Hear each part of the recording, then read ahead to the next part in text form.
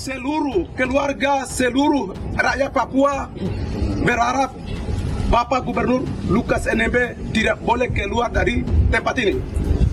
Tidak boleh keluar dari tempat ini sampai bawa ke Jakarta. Kami minta Bapak Lukas NMB tetap ada di sini. Itunya beliau ke Singapura yang saya tahu ada bermain di sana. Bermain apa, Pak? Bermain game ya, kalau saya bilang. Ya, tapi beliau mengatakan itu sebagai hiburan ketika dia melakukan perawatan sakitnya di Singapura. Dia mencari hiburan untuk menikmati. Game ke kasino maksudnya, Bapak? Iya, game kasino. Oke. Dengan Lukas NMB yang diduga bermain judi di luar negeri, MAKI telah mendapatkan data dari orang-orang yang sekitarnya bahwa memang betul ada dugaan permainan judi di 3 negara, Manila, di Singapura, dan juga di Malaysia, sampai ke Australia, ke Jerman, dan juga Singapura, Malaysia, jalan darat, balik lagi Singapura untuk diduga bermain judi, ke Manila juga bermain judi. Jadi menurut saya cukup sehat. Jadi berkaitan dengan rencana pemanggilan KPK mestinya bisa didatangi. Dan bikin malu menurut saya. Apalagi hedonisme yang ditunjukkan dengan cara menari-nari dengan bermain menghabis-habiskan uang rakyat. Menurut saya tidak pantas jadi pemimpin itu. Saya mengatakan begitu, tegas. Lebih baik dia mundur saja, ya, daripada nanti ditangkap oleh KPK. KPK mohon bahwa Bapak Lukas NMB saat ini sakit. KPK mau periksa atau mau datang di Papua karena beliau, kami keluarga besar Lukas NMB tidak diizinkan pergi di luar Papua. Kasus Lukas NMB, kami telah menyiapkan 1.800 personil di Papua dan kami siap untuk membackup apabila memang KPK meminta. Jadi tentunya kami juga mendukung penuh pemberantasan korupsi.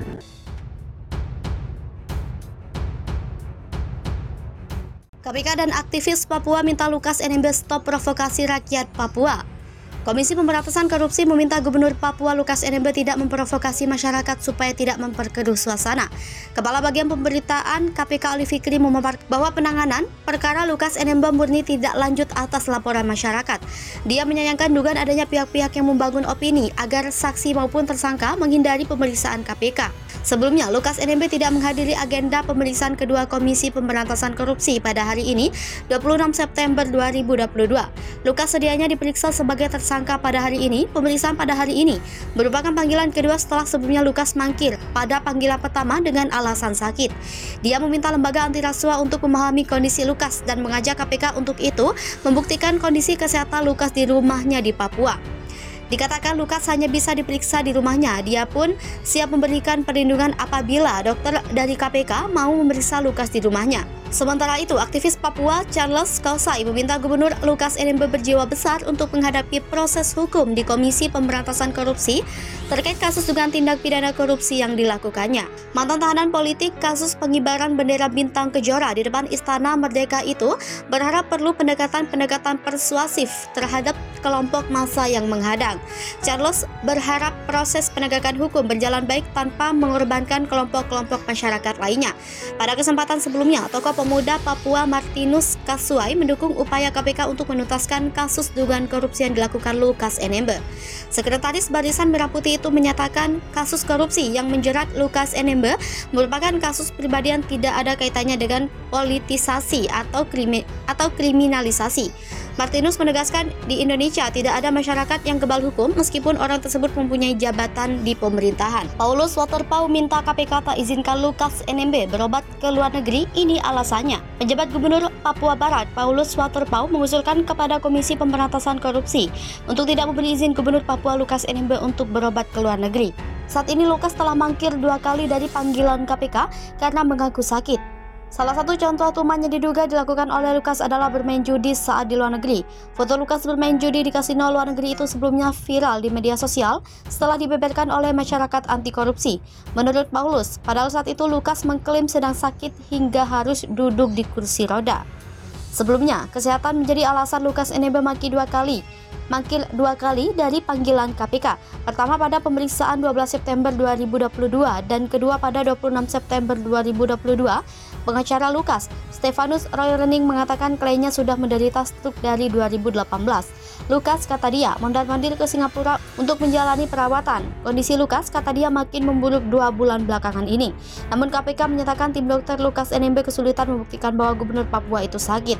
Menurut KPK, tim dokter NMB kesulitan menjawab sejumlah pertanyaan dari dokter KPK. Menurut Ali, peristiwa itu terjadi ketika kuasa hukum dan dokter Lukas NMB menyambangi gedung Komisi Anti Rasuah pada Jumat 23 September 2022. Kedatangan mereka untuk meminta KPK menunda pemeriksaan terhadap Lukas. Lukas dijadwal diinterogasi penyidik KPK pada Senin 26 September 2022. Ali menuturkan dokter Lukas menyerahkan dokumen rekam medis pasiennya. Saat itu KPK juga menghadirkan tim dokter lembaganya. Tim dokter KPK, kata dia, kemudian menganalisis dokumen medis tersebut dan bertanya kepada dokter Lukas, namun tak mendapatkan jawaban yang memuaskan. Ali mengatakan KPK menjunjung tinggi hak asasi tersangka dengan memperhatikan kesehatannya.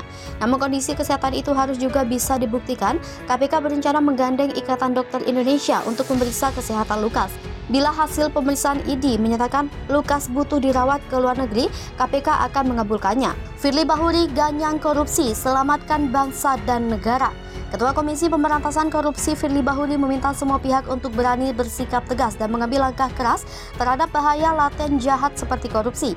Pemberantasan korupsi harus dilakukan hingga ke akarnya. Hal ini disampaikan Firly Bahuri terkait peringatan peristiwa berdarah 30 September 1965 atau yang dikenal dengan G30 SPKI. Firly mengatakan banyak pelajaran hidup yang dapat dipetik dari peringatan tragedi G30S yang menyayat hati dan di luar batas kemanusiaan.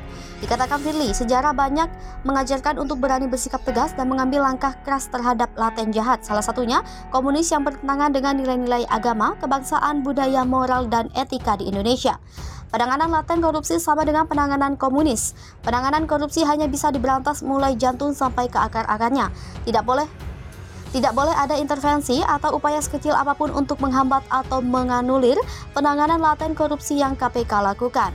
Mengingat dalam setiap langkah pemberantasan korupsi, KPK tentunya selalu mengedepankan seluruh aspek hukum yang berkeadilan, penyelamatan keuangan serta aset negara dan HAM. Firly Bahuri menegaskan penanganan bahaya laten korupsi harus diberantas mulai dari jantung sampai ke akar-akarnya, sama halnya dengan penanganan bahaya laten komunis. Purnawirawan polisi ini mengatakan bahwa bahaya laten korupsi pergerakannya mirip dengan bahaya laten komunis. Menurutnya, pengentasan bahaya laten korupsi memerlukan peran aktif dan konsistensi nasional dari seluruh eksponen bangsa dan negara agar penanganan kejahatan kemanusiaan tersebut yang KPK mulai dari hulu hingga hilir dapat berjalan efektif, tepat, cepat, terukur, dan efisien. Menurut Firly, tidak boleh ada intervensi atau upaya sekecil apapun untuk menghambat atau menganulir penanganan laten korupsi yang dilakukan KPK. Dia mengingatkan bagi siapa saja yang dipanggil KPK untuk dimintai keterangan dalam pengusutan kasus dugaan korupsi, maka seharusnya bersikap kooperatif untuk hadir memenuhi panggilan penyidik. KPK tidak segan untuk membawa siapapun pencuri uang rakyat ke gedung Merah Putih KPK untuk diproses lebih lanjut. Terkait peringatan G30 SPKI, dia mengatakan momen itu dapat dijadikan sebagai sarana untuk merapatkan barisan, bahu-membahu, dan terus menggelorakan semangat Pancasila, Undang-Undang Dasar Negara RI 1945 dan NKRI dalam menumpas laten korupsi.